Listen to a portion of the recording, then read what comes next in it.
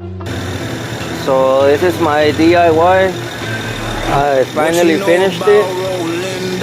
I already tested it. Everything seems to be running smoothly. I hear that. I hear that noise. Pretty good.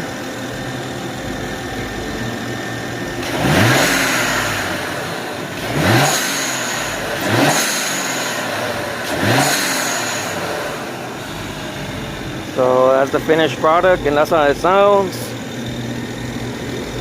Thanks to the YouTubers, I was able to do it.